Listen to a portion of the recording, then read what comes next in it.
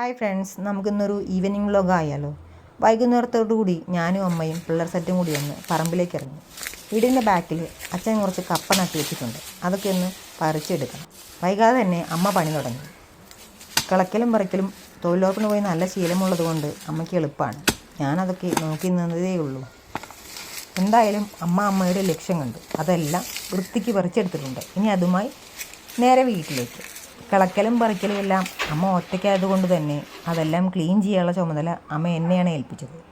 എന്തായാലും അതെല്ലാം കഷ്ണങ്ങളാക്കി മുറിച്ചെടുത്ത് ഞാൻ എൻ്റെ ജോലി ആരംഭിച്ചു.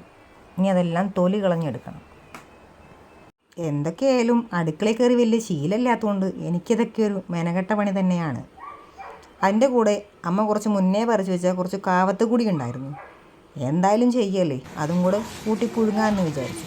അതും കൂടി കുറച്ച് മുറിച്ചെടുത്ത് കഷ്ണങ്ങളാക്കി തൊലി കളഞ്ഞെടുത്തു. ഇനി ഇതെല്ലാം ഒന്ന് കഴുകിയെടുക്കണം. എല്ലാം വെള്ളമൊഴിച്ച് നന്നായി കഴുകിയെടുക്കാം.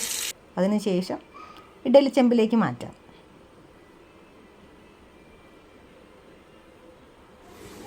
കുറച്ച് മഞ്ഞൾപ്പൊടിയും ഉപ്പുമിട്ട് അതൊന്ന് വേവാൻ വയ്ക്കാം. അപ്പോഴത്തേനും നമുക്ക് ചമ്മന്തി റെഡിയാക്കണം. അതിന് വേണ്ടി കുറച്ച് ഉള്ളി പൊളിച്ചെടുക്കാം.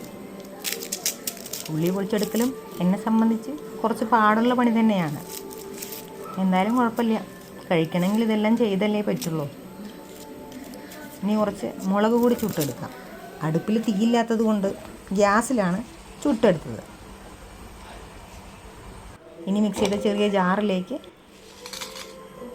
ഉള്ളിയും ചുട്ട മുളകും കുറച്ച് ഉപ്പിട്ട് ജസ്റ്റ് ഒന്ന് ക്രഷ് ചെയ്തെടുക്കാം. ഇതിലേക്ക് കുറച്ച് പച്ച വെളിച്ചെണ്ണ കൂടി ഒഴിച്ച് കഴിഞ്ഞാൽ നമ്മുടെ ചമ്മന്തി റെഡി ആയിട്ടുണ്ട്. അപ്പോഴേക്കും നമ്മുടെ കപ്പയും കാവത്തും വെന്തിട്ടുണ്ട്. ഇനി ഇതെല്ലാം കൂട്ടി ഒരു പിടി പിടിച്ചാലോ.